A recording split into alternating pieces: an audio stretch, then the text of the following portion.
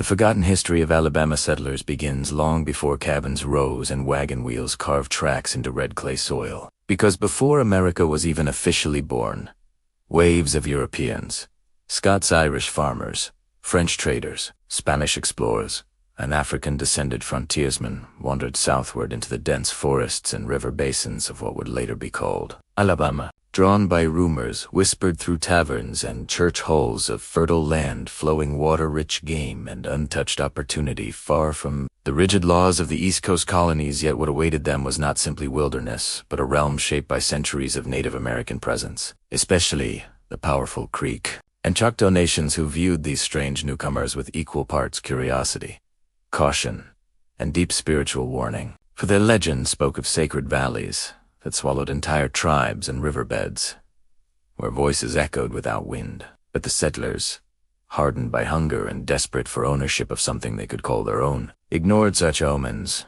and forged ahead with crude tools, musket-reefless wagons bound in iron, Bibles tucked beneath floorboards, and dreams embroidered into patchwork quilts that fluttered from makeshift clotheslines beside crude shacks, while the first winter ravaged them mercilessly with disease and starvation, wiping out entire family lines before they could plant corn or build fences. Yet still more arrived, pushing deeper into areas like the Tennessee Valley and Cahaba region, building tiny hamlets with names like Burnt Corn and Dead Man's Creek, perhaps unintentionally foreshadowing their fate. And though official documents list only population growth and land grants, private diaries tell another story, one of eerie nights where livestock refused to sleep. Babies cried at unseen presences, dogs howled at empty doorways, and strange chanting echoed through the pines. Not in English, not in Creek, but in the language no one recognized, prompting rumors that they had not been first to settle this land at all, but rather intruded upon territories once occupied by a far older civilization erased from human record. And as cabins multiplied into clusters and clusters into villages, tensions between settlers and natives sparked into skirmishes. Yet even amid conflict, both sides agreed on one chilling truth spoken quietly at trading posts. There were places neither settler nor tribe should step into, valleys where arrows landed upright without sound, ponds where reflections lagged behind movement, hills where smoke rose without fire.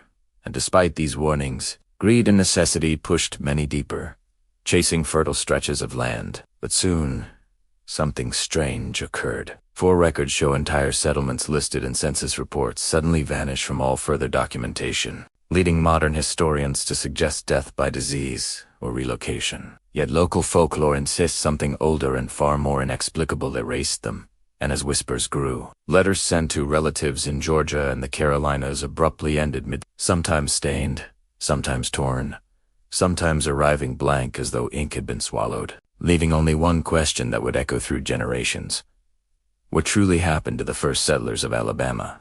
Reports from scattered Alabama settlements between 1790 and 1830 suggest not one sudden disappearance, but dozens of small, progressive vanishings that no textbook dares to mention. For while official ledgers show clusters of families receiving land grants and establishing homesteads, the entries simply stop without follow-up sales, deaths, or reassignment of property. As though entire communities walked away from fertile farms without selling a single fence. And while modern scholars attribute this to migration westward, that theory withers. When one reads personal diaries and family letters preserved by descendants who refuse to let truth die under dusty archives, such as the writings of Eliza McCrae of Pine Hollow Settlement, who penned "The woods whispered my name, though no man stood there, for the trees were breathing," or the chilling recollection of wagoner Jeremiah Holt, who wrote that upon returning from a 3-day supply run, "I found no smoke, no sound, and no people,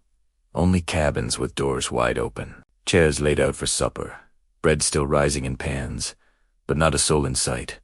And as more accounts surfaced, a horrifying pattern emerged. These weren't gradual migrations. They were instantaneous vanishings, leaving behind boots beneath tables, plates mid-cleaning, quilts left half-stitched, livestock wandering untethered yet alive, as if something had startled only the humans. And while one might assume attacks by native tribes, even Creek elders denied involvement, one elder famously telling a circuit preacher, "We would leave, but something else takes your people, not us."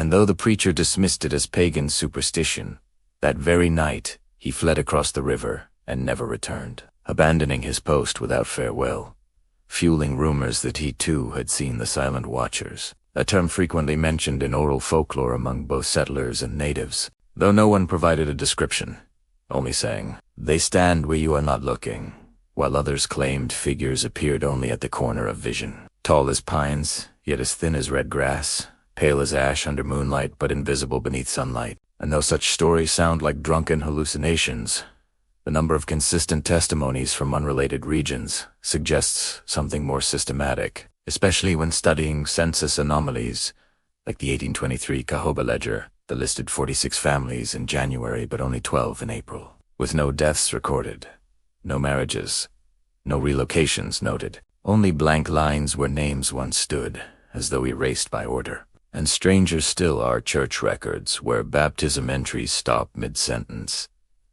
One entry reading, "Baptize the twins of Samuel and Rebekah."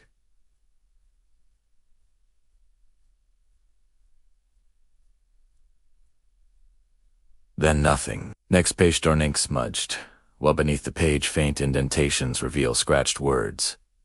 "Taken at dawn." And in other regions, cabins were discovered with bloody handprints inside roofs, as though someone climbed into rafters to escape something crawling below. Though no beast tracks were ever found, and though historians dismiss such tales, those who grew up near these ghost settlements insist the land still remembers, recounting that even today, hiking trails where these villages once stood feel wrong, like being watched from beneath the ground rather than around you, and compass needles spin erratically. Horses refuse to walk further, birds fall silent, and nighttime brings sounds of chopping wood though no axes swing, babies crying though no mothers hush them, distant singing though no lyrics can be understood.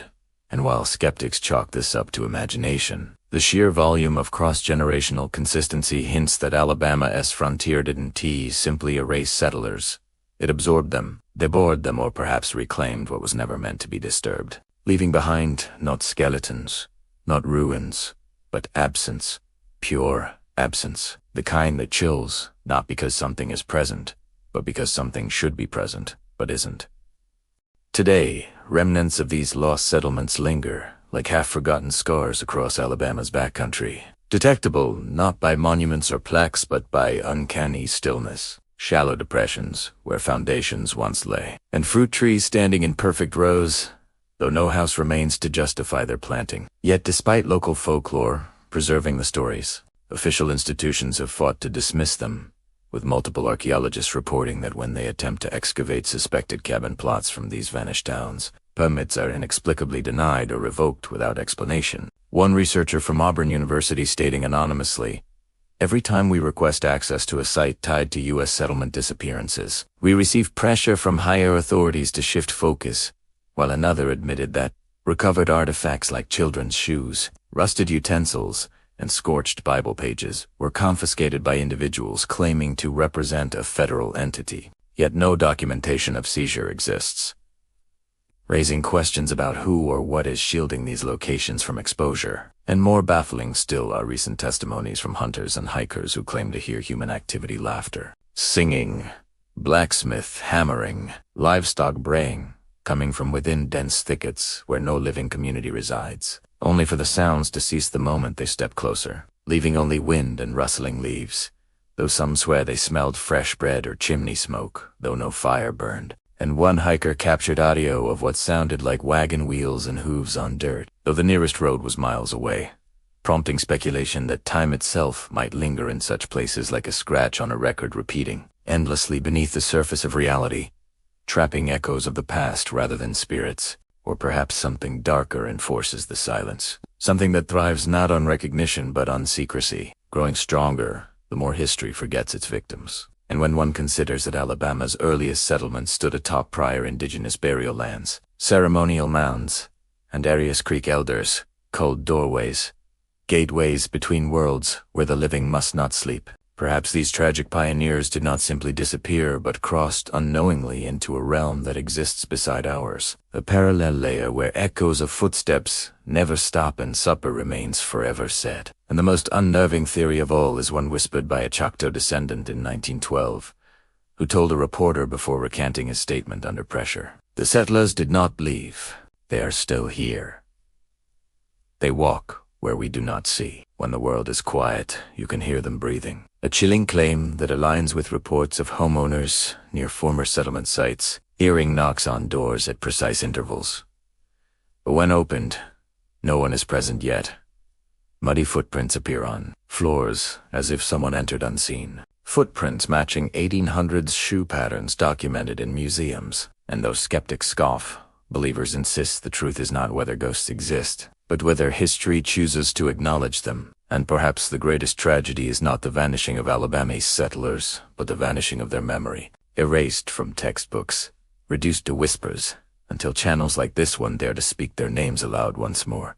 And so I ask you, listener, were these disappearances caused by hunger, disease, tribal conflict, or did something far older, vast as the land itself, reclaim what it believed belonged to it? Should these sites be left undisturbed, or should truth be exhumed, no matter how unsettling? And more importantly, if history buried them once, how long before it buries us? Two, when we choose not to remember.